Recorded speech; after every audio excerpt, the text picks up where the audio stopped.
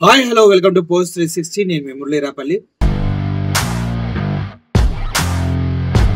పోసాని కృష్ణమురళి అరెస్టులో అత్యంత కీలకమైనటువంటి విషయాన్ని మనం క్షుణ్ణంగా పరిశీలించాలి. ఎందుకంటే దేశంలో ఎప్పుడు ఎక్కడ జరగని విధంగా పోసాని కృష్ణమురళిని ఈ రోజు అరెస్ట్ చేశారు. అంటే ఏ రోజు డేట్ లో అరెస్ట్ చేయాలి? ఈ రోజు డేట్ లో అరెస్ట్ వారెంట్లు, సర్చ్ వారెంట్లు ఇవ్వాలి. కానీ ఏ రోజు డేట్ లో ఇచ్చారు? రేపటి డేట్ లో ఇచ్చారు. అంటే రేపు అనేది రాకముందే ఈ రోజు అరెస్ట్ చేసి రేపు అరెస్ట్ చేసామని చూపిస్తూ ఉన్నారు. అంటే దీని అర్థం ఏంటి?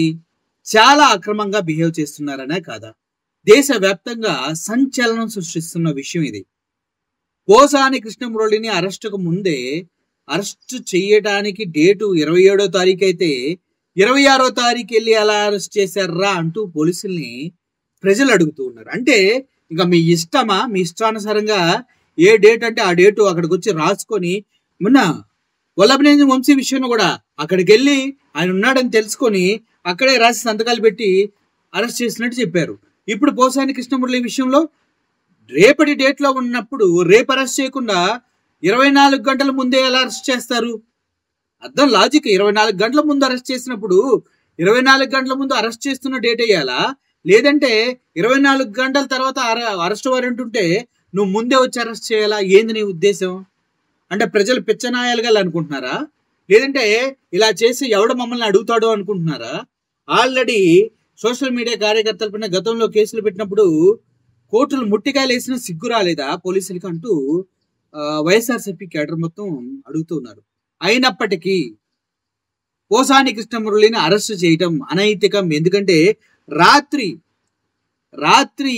8 గంటల నుంచి 10:30 వరకు ఆయన్ని చిత్ర హింసలు, వింత వింత క్వశ్చన్తో ఎక్కడికి వెళ్తే అక్కడికి ఇంట్లో బనియన్ మీద ఉన్నాడని కూడా చూడకుండా ఎక్కడికి వెళ్తే అక్కడికి చివరిగా బాత్రూంలోకి వెళ్ళి ఏదో దొంగని చూసినట్టు చూసుకుంటూ ఒక ముద్ద అన్నం తింటా అన్నా కూడా తిననివ్వకుండా ఆయన్ని వాళ్ళ సతీమణికి నోటీసులు అందజేసి ఈయన అరెస్ట్ చేసి తీసుకెళ్లారు అర్ధరాత్రి. అంటే రేపు ఈవినింగ్ అరెస్ట్ చేయాల్సిన వ్యక్తిని ఈ రోజు ఈవినింగ్ అరెస్ట్ చేసి 24 గంటలు పోలీస్ కస్టడీలో ట్రావెలింగ్ లో ఉంచి ఏం చేయాలనుకుంటున్నారు మీరు? ఆయన ప్రాణాలకి హాని కలిగించే విధంగా ఏమైనా ప్రయత్నిస్తున్నారా? అంటే కేవలం కక్ష సాధింపు చర్య. చేతకాని ప్రభుత్వాలు ప్రజలు ప్రశ్నిస్తున్నాయని భయపడి ఆ ప్రశ్నల తాగిని తగ్గించుకునే విధంగా ఇలా అప్పుడప్పుడు డైవర్షన్ పాలిటిక్స్ అనేది చేస్తూ ఉంటాయి. ఆ డైవర్షన్ పాలిటిక్స్ లో భాగంగానే జీవీ రెడ్డి ఇష్యూని పక్కకు తోసేయడం, జీవీ రెడ్డి రిజైన్ చేసిన తర్వాత టీడీపీ కేడర్ మొత్తం అధిష్టానానికి వ్యతిరేకంగా తయారవుతుందన్న సమాచారం మేరకే ఇటువంటి అరెస్టులు చేయటం, జీవీ రెడ్డి న్యూస్ ని చిన్న న్యూస్ గా చేసే ప్రయత్నం.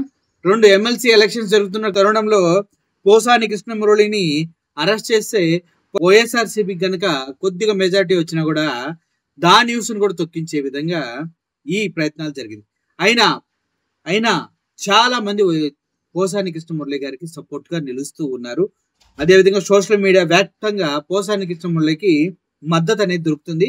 ఎందుకంటే ఎప్పుడో రాజకీయాల నుంచి తప్పుకొని వెళ్ళిపోతున్నాను, ఇకపైన రాజకీయాలు చేయను, ఎవరి గురించి మాట్లాడనని చెప్పిన తర్వాత కూడా అక్రమంగా అరెస్ట్ చేస్తూ తన చెప్పిన సారీకి కూడా విలువ లేకుండా చేశారనేది అందరూ మాట్లాడుకుంటున్న విషయం.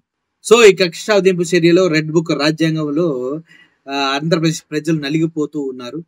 ఎప్పుడు ఎవరు ఎలా అరెస్ట్ అవుతారో అనే విషయం తెలియక నానా కష్టాలు పడుతూ ఉన్నారు అనే విషయం మాత్రం వాస్తవం. చూద్దాం రాబోయే రోజుల్లో ఏమవుతుందో. పోసాని కృష్ణమురళి కేసు ఎన్ని మలుపులు తిరుగుతుందో. దీనికి పార్టీ నుంచి కూడా ఆయన రిజైన్ చేసి వెళ్ళిపోయాడు వైఎస్ఆర్సీపీ పార్టీ నుంచి. ఇప్పుడు పార్టీ అధిష్టానం ఎలా అతనికి మద్దతుగా నిలుస్తుందా నిలవదాన్ని కూడా చూడాలి. Thank you for watching this video. Murali signing. Thank you so much.